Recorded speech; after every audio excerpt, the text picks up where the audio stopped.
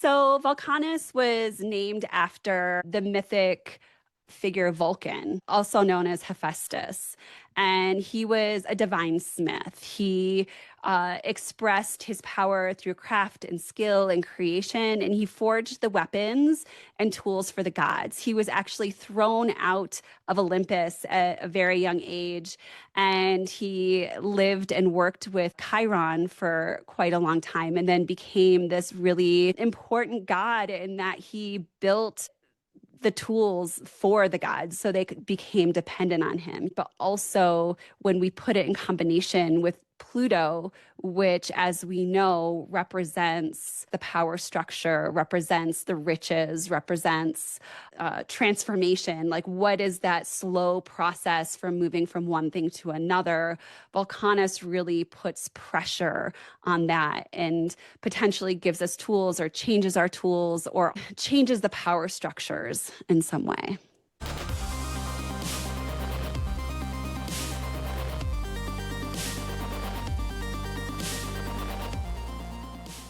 Hello and welcome to the Radiant Astrology Podcast. I'm your host, Christina Caudill, and in today's episode, we're going to be exploring the trans-Neptunian planets with my guest who is specializing in Uranian astrology, and this is her second time on the podcast. The first time, people really loved what she had to share about Uranian astrology. It was really mind-blowing, and we have even more from her today that is really fascinating about these alignments with Vulcanus and Pluto and plenty of other exciting players that she's going to be teaching us all about today. So please welcome Lisa Pesnichak back to the podcast. Thank you for joining me, Lisa. Thanks for having me, Christina. I'm happy to be here. Let's just kind of touch on a little bit about what is Uranian astrology, because I know it's not all about the planet Uranus, right? It is not. And let's just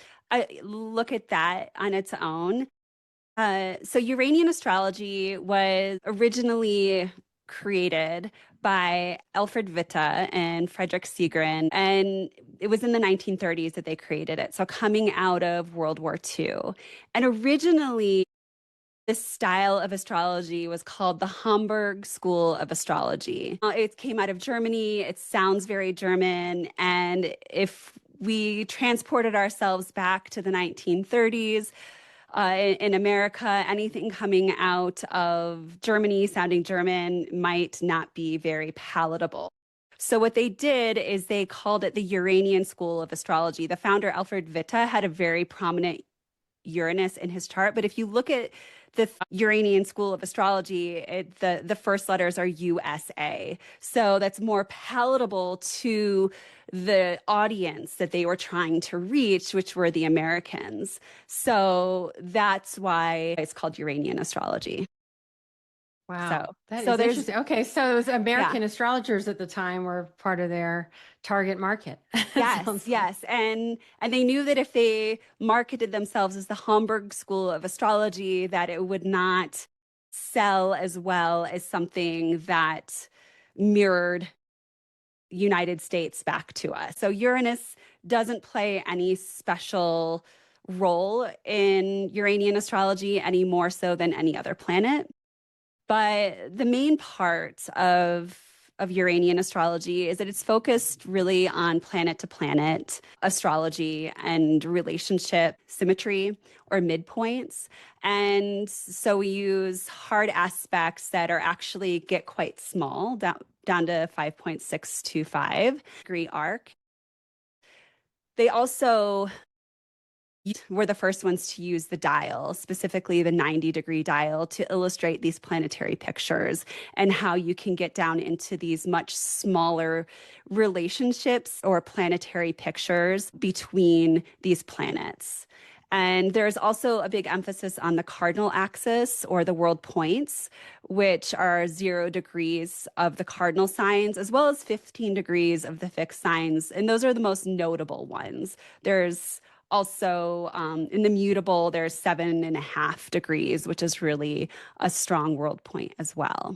And then probably what they're most known for is bringing in and incorporating these three hypothetical planets or trans-Neptunian planets called the TNPs. And they're called that because at the time, Pluto wasn't discovered yet. They were saying this everything past Neptune.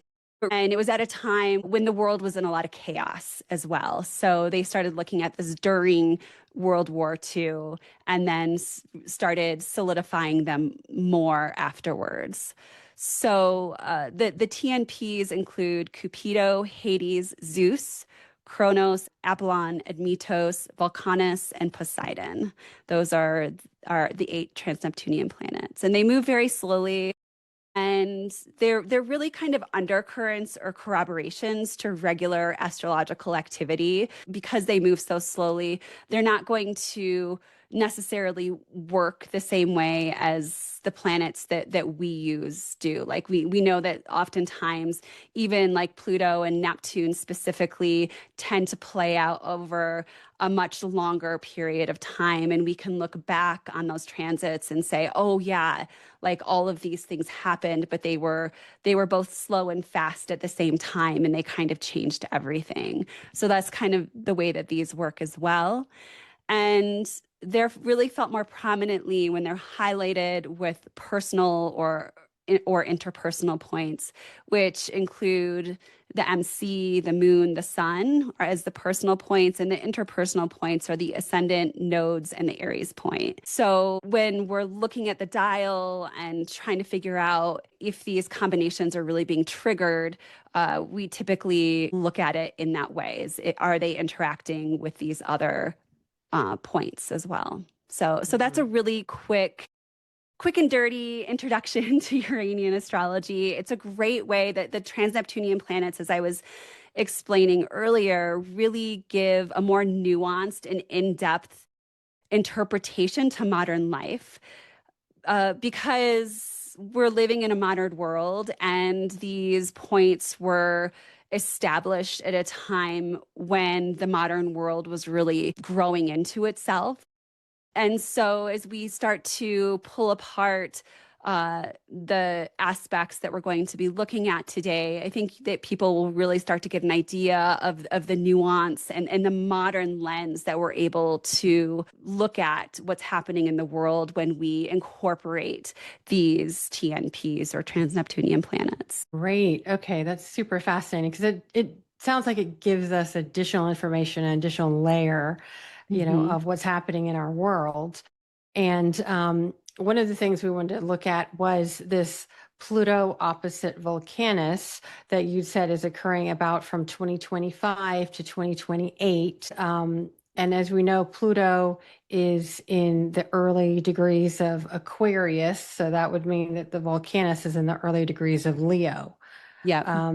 And so you had said between degrees 3 and 6 during this time, they're kind of in this dance together.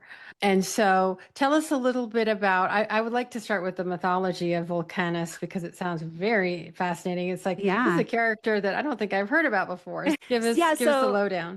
So Vulcanus was named after the mythic figure Vulcan, also known as Hephaestus.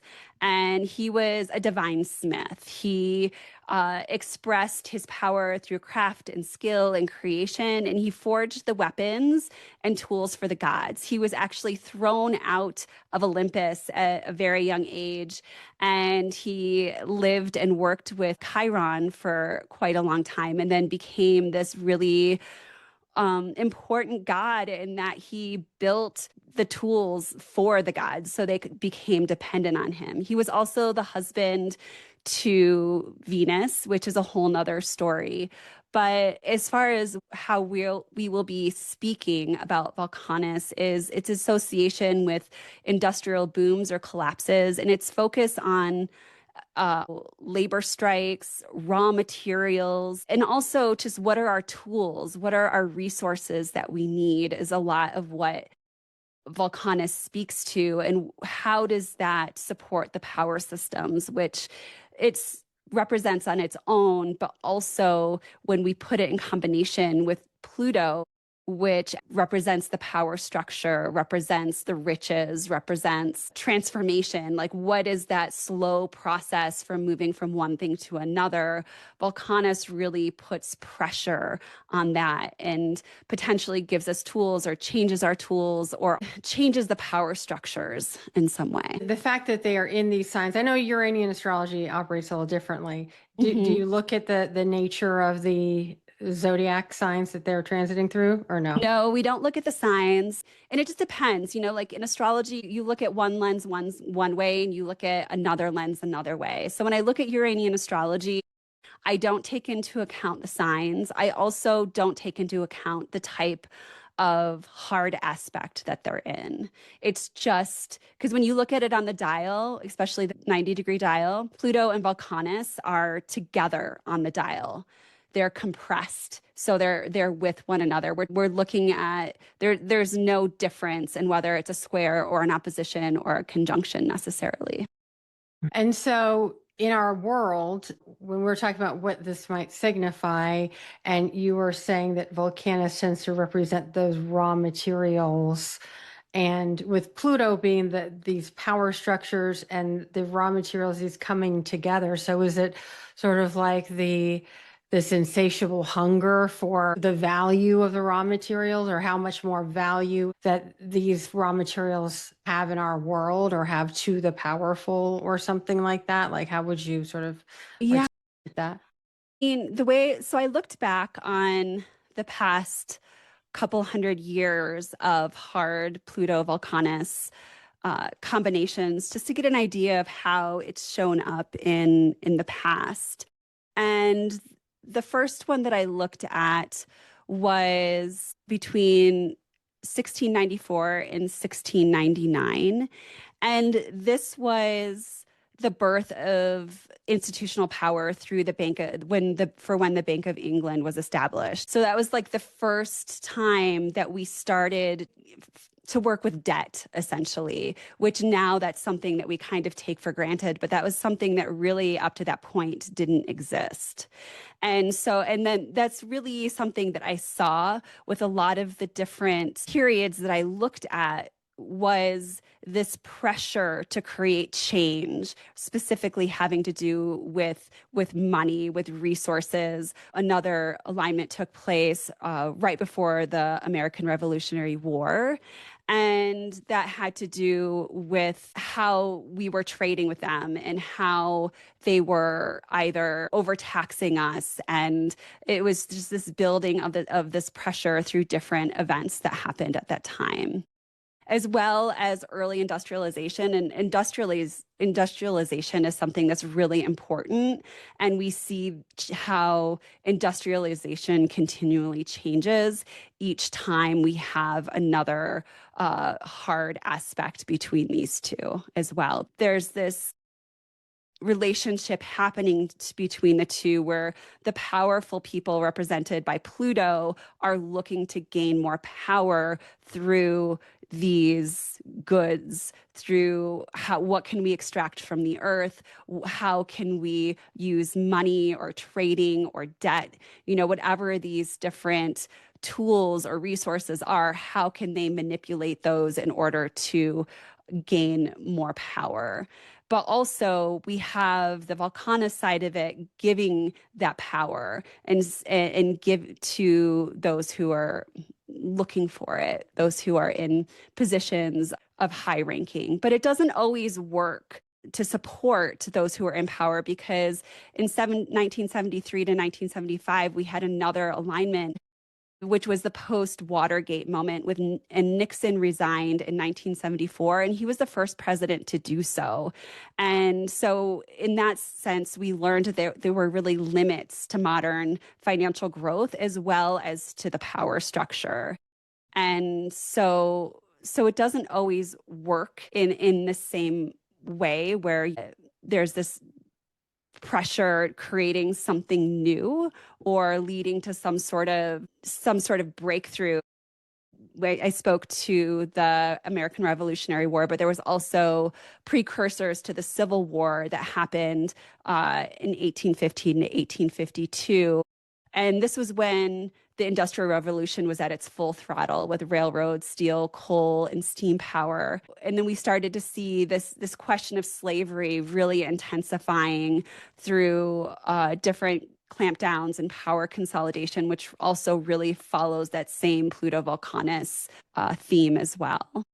Mm-hmm. So Vulcanus is those resources then that are almost, it's like the Pluto drive for them and the power that can come from them. I think of like the industrial war complex or whatever, Hmm. when they Yeah, have to quickly build planes and weapons and things like that, that's definitely sort of the one aspect of power and these resources. And of course, right now we look at apparently in Venezuela sitting there for however many decades or whatever, there yeah, was, their oil pumps and things like that aren't getting nearly what is possible, what's, yeah, available there just because I guess they haven't built the infrastructure for it or whatever. And now it's looking like Americans, the current administration has that as a high priority, or to get the other oil companies that can build the infrastructure to go and get that. And then with that comes other kind of riches or power or that kind of thing. Is that part of absolutely. this business? Absolutely. Yeah. I mean, I think it's no coincidence that at the same time as we're now almost a year into this transit occurring, that we wake up to both us looking to take over Venezuela and also looking to Greenland. And the oil is part of that. But then there's also the rare earth minerals that are really important that both Venezuela and Greenland have quite a bit of. And I don't know all of the details around exactly what those rare earth minerals are, but I know that there are a lot that we need that we are currently dependent on China for. And I think we're trying to not be as dependent on China and looking to these other options, such as Venezuela and Greenland, in order to acquire these rare earth minerals. And we need them in order to fuel this AI revolution that's had this AI acceleration that's happening. And we see that just in our regular astrology through the Uranus Pluto trine with Neptune in the middle, sextile to either of them. And there's a lot happening, a lot quickening, and this huge drive towards this new industrial reality that we're being birthed into. And I really see this Pluto Vulcanus as well as all of the other astrology, especially the Saturn Neptune, like breaking down the walls, breaking down the reality, breaking down all of the things that we've depended on, and birthing us into something new. And I think that this Pluto Vulcanus in some ways illustrates kind of this, also this holding on with physical force onto authoritarian or consolidated leadership. It almost because humans aren't really great at change and holding on to the power structures that we've depended on for so long. For anybody who's had a child before and actually gone through labor, it's such a huge experience and it's different for everybody and it can take much longer than you think it's going to. And this Pluto Vulcanus illustrates that kind of like this slow, inevitable shift with pressure that's birthing us into this new place. And what I keep telling people is just not to hold on to what is outdated. And if we're holding on to what used to be, then it's going to be much harder for all of us. But trust the process is what I would say. Trust the process. And a lot of it's not going to look the way we want it to. A lot of it's not going to look the way we wish it did.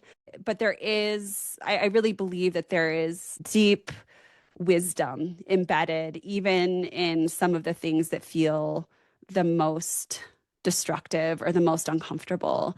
And that's not to say that we shouldn't do anything about it. But I guess what I would say is to in some ways honor the wisdom of the pressure of that forced labor that we're being put through. I definitely worry about, how many resources can we keep trying to pull out of this Of planet, course. before it's done with us. But also this change, as we consider Pluto being transformation of, not just the acceleration of the new, which, we can see with that's also happening. But as you said, the releasing of the old, like I had remember reading an article that the penny is going to be going out of Yeah. circulation, and maybe even like the nickel and dime or whatever, because it doesn't have as the value that it once had, is almost worthless Yeah. now, It's a great and example. yeah, and then now we're moving into, like, say, cryptocurrencies, even though it's Mhm. having a difficult birth, long, difficult birth. It blows up and then it crashes and blows up and crashes. But it does seem like when you're talking about all of these resources in the earth and precious minerals and things like that, that a lot of this crypto is dependent, as well as AI and stuff is dependent on a lot of those resources, isn't it? Yeah, it definitely is. And I mean, whether we're talking about AI or crypto, we're talking about somewhat similar technology and resources that we need in order to run that technology. And I think that this push is to support the AI revolution that we're standing on the edge of. And who's to say exactly what that's going to look like? I don't know exactly that it's going to be the smoothest ride. I also believe that there's probably more than just the AI that we're looking at as well. It's somebody once said that I remember that it's not the things that I know that I don't know that I'm scared of, but it's the things that I don't know that I don't know that I'm scared of. And that's kind of, I think, the precipice that we're all standing on. Like the AI thing we can point to and say, there's scary things about that. But also as we're doing that, I think somewhere in the back of our minds, we're also recognizing that there's so much that we know that we don't know. That is really a scary prospect. But it's also, part of the human adventure. It's part of the journey that we came here to go on. Like we were all born at this time to go through this time in particular, and we all get to choose how we show up in this moment. And do we operate out of fear and anger, or do we really do our best to orient towards our higher self? And, when we look at the regular astrology, there's a big call for people to come together and work together and join hands in birthing into this new reality and Mhm. finding new, better ways to communicate, to relate to one another. And I think that there's a huge invitation in the Saturn Neptune on the midpoint of Uranus and Pluto to forgive ourselves, to forgive one another, and to show up as our best selves as much as we can in the midst of so much that's breaking apart. You know what? And you're saying that just earlier today, I was listening to a podcast that had my one of my favorite authors right now, Priya Parker, who wrote The Art of Gathering, which I actually read before I put on my summit, the last summit I did, which I'm so glad I did because she talks about the value of gathering with other people and creating a temporary universe and really taking it seriously, like why you're gathering, who is meant for this particular gathering and Mhm. who is not, and things like that. And in this podcast is actually with Ezra Klein. Oh, She was yeah. talking about in a lot of other cultures, like her mother comes from India. It's more about the value of the group and of the family and of society and things like that. And Mhm. so because we are so leaning into the individual here in the Western world, the United States specifically. It's Hmm. all about like how I feel and what I need and what I want. And when you are so much about it can end up being so lonely when you have no Hmm. value for what you can give and what you can bring to a group. Like, what is the group, whether it's a family, whether it's a community or whatever, that she said, I forgot exactly what she said, but something like that community has its own needs, or she had some name for it, but like Hmm. it has its own, like there needs to be groups, yeah, therapy for the group itself, or Yeah, yeah. because her background was conflict management for groups, and so it's Hmm. just seeing that the group and the family exists, kind of it transcends the individual. Now there is, some people that live in societies like that, they come to the United States because they feel so suppressed by Hmm. that everything's the responsibility of the group and there is no I. So she was talking about this concept of I and thou, Mm. of understanding, having a healthy sense of I, but also, how it is in relation to others. So when we are heavily in one or the other, like in the Western world, people are miserable because they're isolated. And Hmm. in, some areas in the East or other socialist communities, people are miserable when they have no sense of self and everything is about, the group. So that could be one of these new paradigms that's emerging now. It's like we're Yeah. starting to see the value, the limitations of when we're just so me focused. Hmm. Um, and also the limitations when there is no sense of I and it's all like there's like as soon as you say something like you're interested in social causes, it seems like in America it's like you're a communist, whatever. But it's like, can't we value that? Yes, I want to contribute to a healthy society and do what I can for that. But yeah, I also want to have my own individual goals in life and things like the best of both worlds. Why can't we Yeah. have both, the best of both?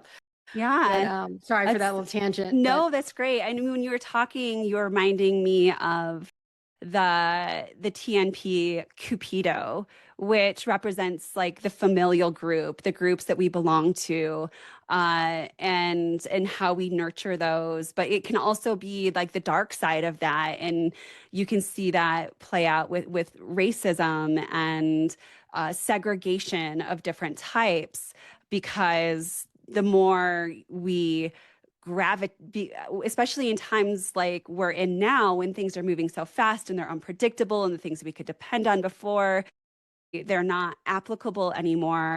We can tend to move towards one side or the other. And I don't know, the good the good way of making that work would kind of be what she was talking about, which would be you know really taking that seriously and nurturing it in a very intentional way. But there's also a risk in that as well. I think that's kind of Cupido in Uranian astrology is a combination of Venus and Jupiter. So it's this really like ooey gooey, feels good, creative, procreative signature. But there's a dark side to that too, right? When we're put in tough situations that encourage us to just only depend on that and not reach across and see what are other people doing, what are other groups doing too. And I think mhm. that especially with so much air, with Uranus and Gemini and Pluto in Aquarius, there is this kind of invitation to, I think of Aquarius as systems and a whole bunch of lines running back and forth, almost like a web, and how even though we're in this group, that we're all interconnected in this much larger system with one another, and kind of a reminder of that too. Yeah, I think Pluto in Aquarius is so powerful in our world right now. And I think Hmm. it's, certainly power to the people is one, but we can also see it's like the power, and sometimes that power is destructive, and sometimes Hmm. necessarily so. And it also is that pressure that is under, Mhm. perhaps even under from these powerful forces. And that's what creates, they say it's pressure creates a diamond, like you have Yeah, to be exactly. pressurized and tested. I definitely Yeah. want to make sure that we get to one of the Mhm. hot topics we were going to talk about Yeah, is I the was next on my agenda. February 17th, Yeah. the solar eclipse in Aquarius. So in here I have the TNP is also on here, so it looks pretty full. But in here, you can see here's Pluto at 4 degrees Aquarius, and here's Vulcanus at 4 degrees Leo. And Vulcanus, the glyph kind of looks like a volcano of sorts. So it really kind of is descriptive of its name. What's interesting is that we have on this day of the eclipse is the third exact pass of this opposition. So they're in an exact opposition here. They're almost in an exact opposition. They're like a minute off in this eclipse chart, which is a fascinating chart on its own in that the eclipse takes place when it's located in Washington, D.C. It takes place almost exactly on the ascendant, which indicates that we're really going to feel this in our in the environment. Like this is going to be something that this eclipse is not going to go unnoticed in general. It's in a square to Uranus, which all creates and this eclipse is also taking place on the United States moon. So there's that piece, and it's also taking Oh, place wow. on President Trump's descendant. Ascendant. Yeah. So, and that Uranus again is still within hitting range, definitely of his MC. It's square his Mars and his ascendant, which makes it very palpable for him. And when I was looking at his timing, I used a technique uh, that pulls up called 12th harmonic solar returns, which looks at like the solar return on a monthly basis. And February looks to be pretty intense for him. And it does highlight Pluto-Vulcanus for him in that chart as well. So yeah, there's a lot, even though it's not showing up, this Pluto-Vulcanus in a very strong way when you look at it on the chart here. Once you bring it to the dial, which Mm-hmm. I can bring that up right here, then you start to get an idea of what's really happening. So I brought this is the 90-degree dial. And basically, what this does is it compresses the chart so that all of the fixed signs are here, all of the cardinal signs are here, and all of the mutable signs are here. And it kind of spins around. So here we have the Pluto Vulcanus opposition, but it looks like a conjunction. When was the first conjunction The in first conjunction 2025? was, I mean, or whatever, opposition was 2025. March 22nd, 2025. Then we had another Interesting. June 5th, 2025. I just Googled in the news Ukraine minerals. And around that time, it was September 2025, the US government to invest $75 million in Ukraine's minerals. This whole thing, there's this, the whole Ukraine being Hmm. invaded or attacked by Russia Yeah. is to get Ukraine's minerals. So Yeah. that's, I think, one of these things that this insatiable hunger for these, minerals and resources. Absolutely. Yeah. And we can see in this as well, there's a dot on this right in between the Saturn Neptune conjunction that's going to perfect 3 days after this. So there's kind of it's exactly what we were speaking to before. And then Uranus is here on a big dot pulling in. And so basically, it's taking the astrology that everybody's talking about with Uranus, Neptune, and Pluto, and adding in more nuance in that as this eclipse happens, that there's this real reverberation of who's in power, what tools do they need to stay in power, but also something that's with Saturn Neptune that's not a dependable part. It's independent. There's boundaries changing, there's rules changing, there's agreements changing, and in that Mhm. changing process, it's creating some level of chaos. But also potentially progress into the future. But because of the confusion that Saturn and Neptune can create, it's probably going to be a much longer journey to figure out exactly what that is going to, how that's going Mhm. to unfold. Yeah, I know another thing that the Saturn Neptune is they say empires rise and fall, usually Yeah. fall during Saturn Neptune, and as well as like boundaries of countries change and things like oftentimes they lose, like I think empires may lose land, but sometimes they can also, grow. And it's been also a time of imperialism as well. Yeah. And so it's interesting. And I just saw like one day ago, the BBC had a report. What are critical minerals and why do countries need them? And it Hmm. says countries are racing to obtain the critical minerals and rare earths needed to make everything from smartphones to electric cars. US President Donald Trump has made access to these minerals a priority with potential mining deals part of his plans for both Greenland and Ukraine. Hmm. And it goes on to talk about copper, lithium, cobalt, graphite, and what they fuel in our modern times. So that's Yeah. interesting that you said that this Uranian astrology is developed in modern times to help us see the world we live in more Right. clearly. And of course it sounds like it integrates some of the mythology too, which we love, but we also want to know, Always. like, but Yeah. we also want to get some of the literal, Yeah. translations into our world. And one, I mean, this does like this is the eclipse right here that's happening, and it happens to align. Well, we spoke to that. It aligns up with the ascendant, and it's about 2 degrees away from this dot here. But I kind of feel like this Uranus pulls that in and makes this as something like I said, which the chart that we first looked at spoke to, which is it's in the environment. This is something that's very personal to the United States. But just going off of what we spoke to before, Cupido is also part of this. So this is the glyph for Cupido. You can see there's Venus in there and there's Jupiter. And there's something about our social cohesion that's being disrupted at this time as well.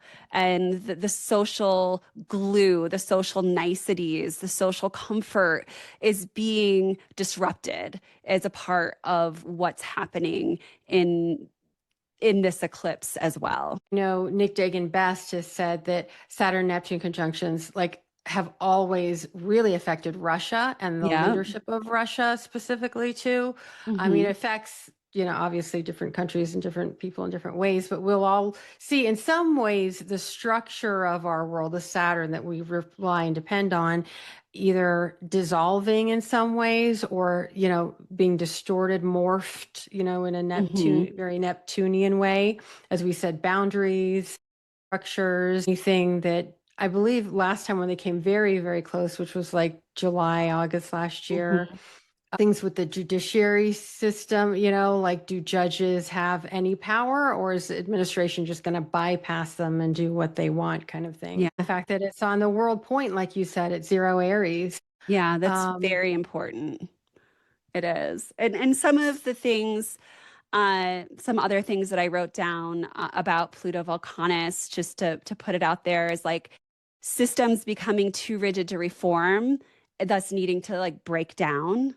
So seeing that there's like where's that rigidity? And I think that that's being illuminated through the Saturn Neptune, taking that rigidity of Saturn, like the rules, the traditions, and saying, it's another way of saying that what has worked before isn't going to work anymore. and also power shifts that are driven by material reality. So like these resources that we're speaking to, this isn't an ideological shift necessarily. It's more of a material shift as far as what are these resources? What is this technology that we are moving into? I mean, we're really moving into a new industrial age, which we spoke to before.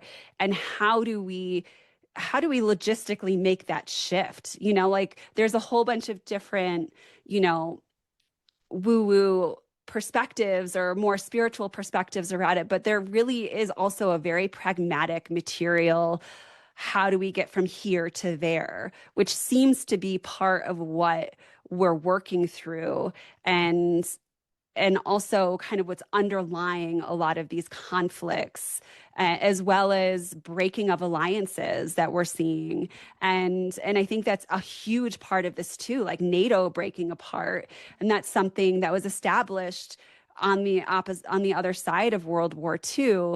And and that's going away essentially. At least it's not going to it's probably not going to exist in the same form as it has for however many years. The other thing that when I think of Pluto and Aquarius, there's this book that came out a couple of years ago, Autocracy Inc., which I actually think it should be called the Autocracy Network, because it's like networks of basically these autocrats all over the world. And they've been doing this for a couple decades now. They like learn from one another. Kind of like when you have, like a networking group, how did you get so successful, or what's your secret to success? And they Yeah, would, absolutely. whether they're observing from afar or they start to make contacts or they start to make deals and things like Mhm. that. Whereas, there was a time when the world really valued democracy, from that rose up an opposite, kind of mirror image, but for autocracy, not valuing the values of democracy. And that could be also another thing that I saw Timothy Snyder saying today that, it might be too late to save our democracy as we know it. It may just Mhm.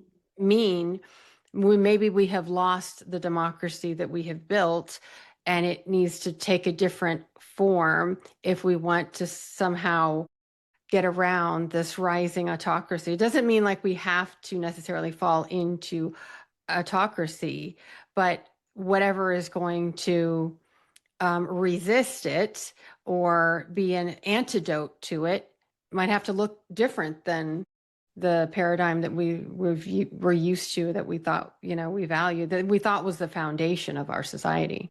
Yeah, I mean, I think that like the things that are happening this month really speak to that, and partially in that the Saturn Neptune conjunction is taking place on the IC of the US Sibley chart.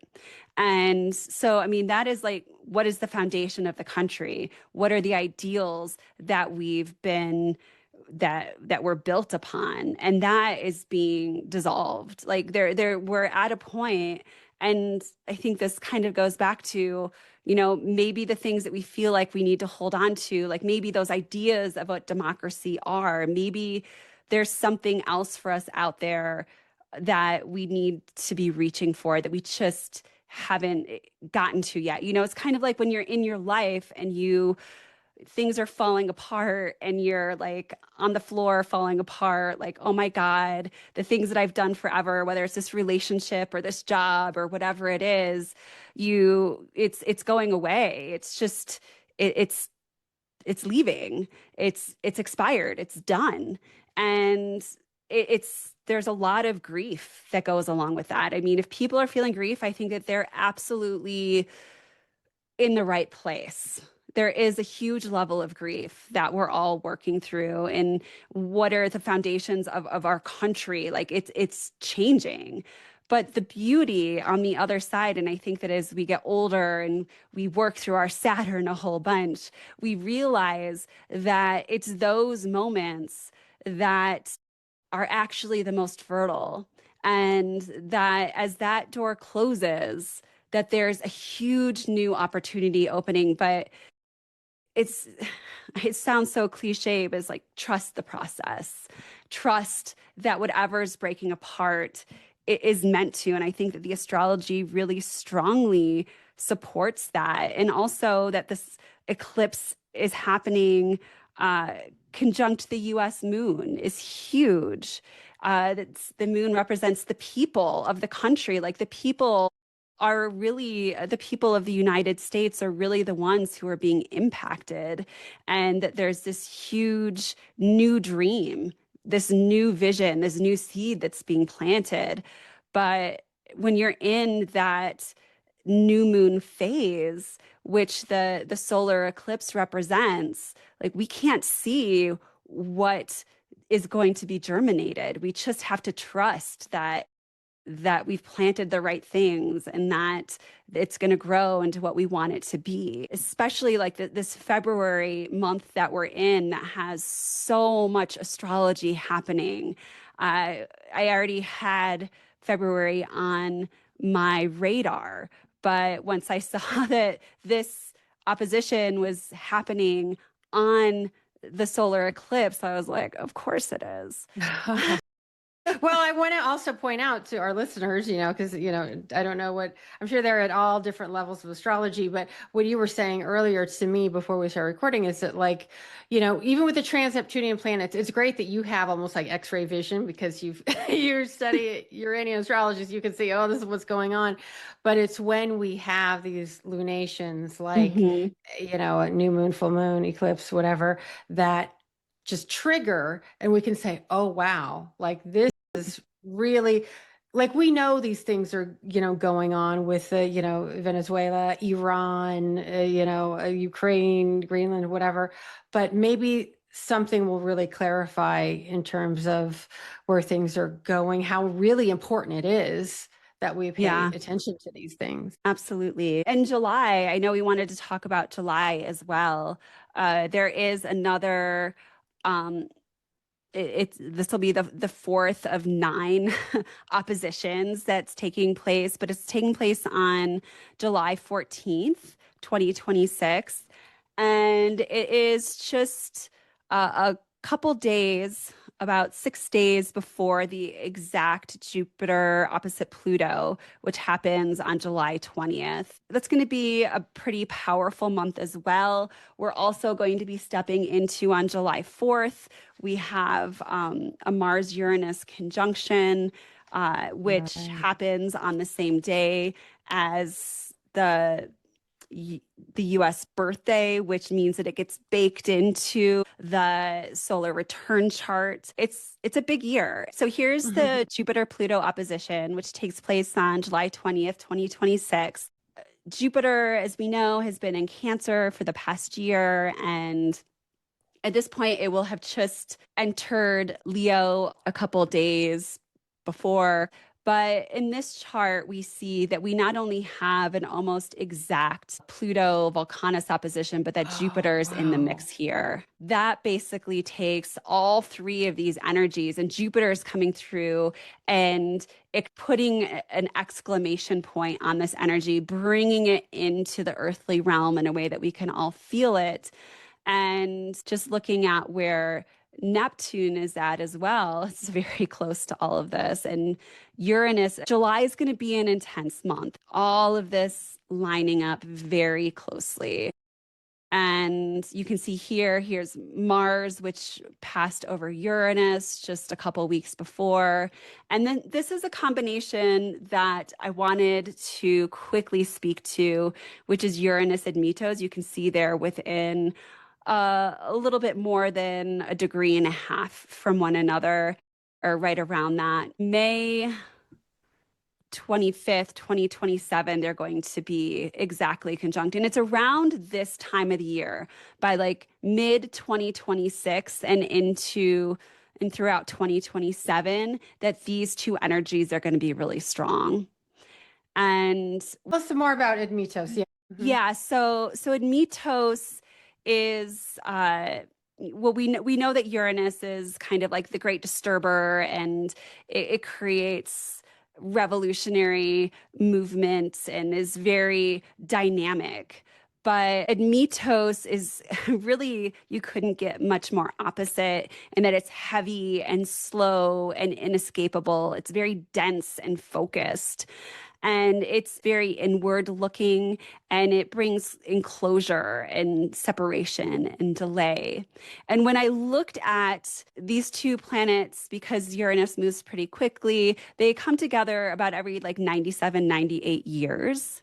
And when I looked at the times when they came together, I only looked at the conjunctions for this one because they were coming together pretty regularly. I found that in 1637, there was was called the tulip mania, and it was the first financial bubble that has been on record. When in Europe there were a whole bunch of people selling tulips. There was a huge tulip industry happening, and all the one day, and I think it was like February or something, people didn't show up to buy the tulips. People just, the demand for some reason went away.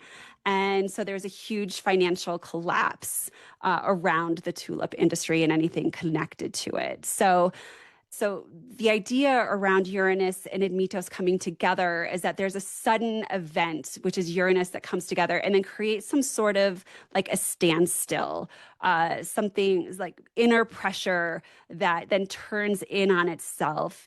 And there's almost a stagnancy. The world stops for a moment.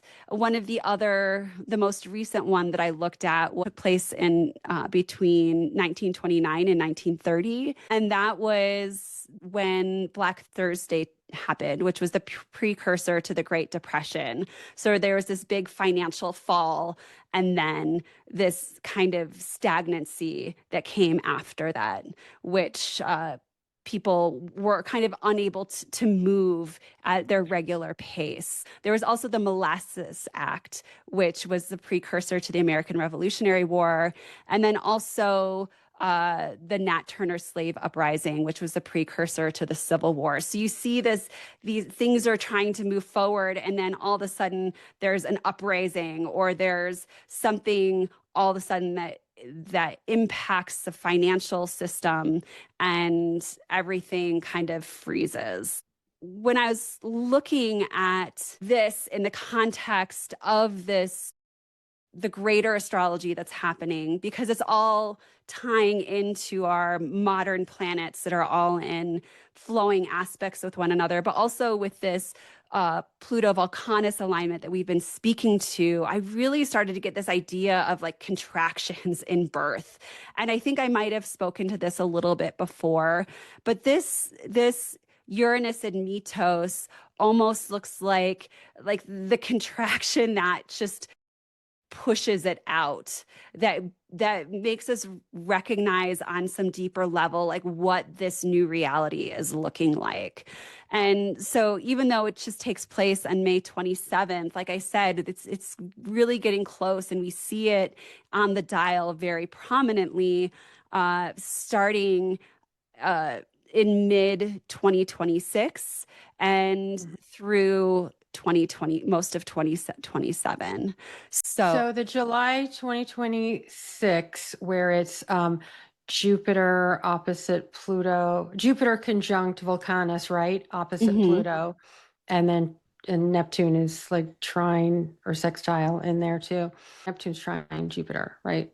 Yeah, Aries. Yeah. And fire signs. So it sounds like almost like an abundance of the resources that Pluto was just kind of, being empowered by or empowered to gather.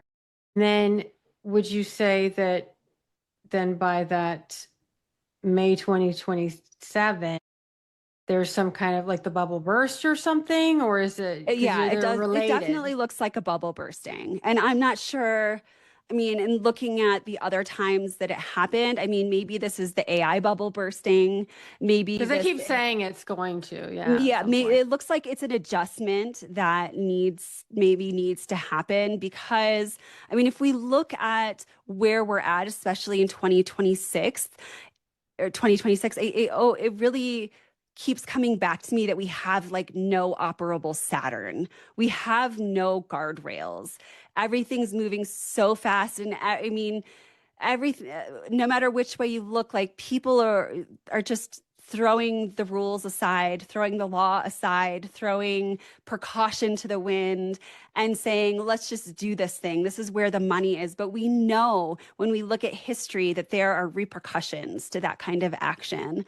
And so I suspect that this Uranus and Admetos is illustrating that bubble popping, that there's something in that where we get this big warning, and how are we going to respond to that? Because clearly with the Pluto-Vulcanus, we understand that these resources are very important, and the way that that sources of power are collecting those resources is making a huge impact on the world and changing boundaries, changing alliances. And it's not just one small act. It's ginormous, and it's slow, and it's inevitable. But yeah, the 2027 specifically, really like even late 2026, we could start to see more of the cracks in the system, maybe just because of something that we can't see at the moment going haywire. Well, I could talk to you all day, but I know that we're coming to our time. I'd love to have you back to talk more about the trans-Neptunian planets. So if you see something coming up that we need to be paying attention to, then you have an open invitation. Wonderful. Well, thanks for having me on, Both of those. Christina.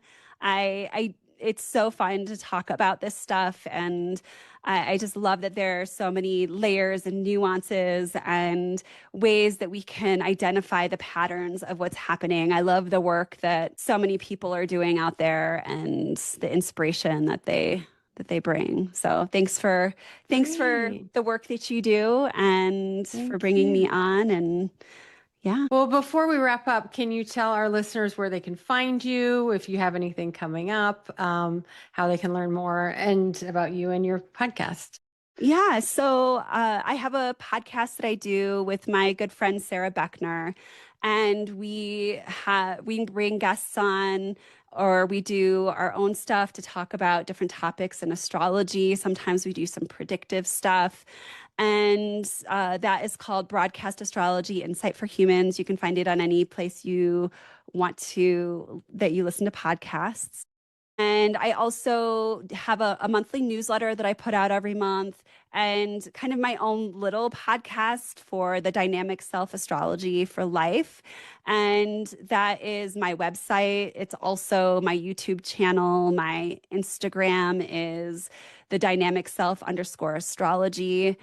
So those are all places that you can find me. I am going to be doing a presentation for Kepler. There's a Uranian a group in Kepler that I think it's like a $40 membership fee, but I'm going to be doing a presentation in May. I can't remember the exact date at the moment, on the astrology of the United States. So pulling in the Aries chart, looking at the Sibley chart for their solar return, pulling in some of Trump's stuff, and just looking at those layers as far as what's jumping out. So a lot of similar things to what we spoke to today, but really making it more personal and pulling apart what the themes are for the United States specifically in this next year ahead, from Aries, so March 21st to March 21st. Thank you so much, Lisa. This is always so much fun to have you Yeah. on, and I always learn so much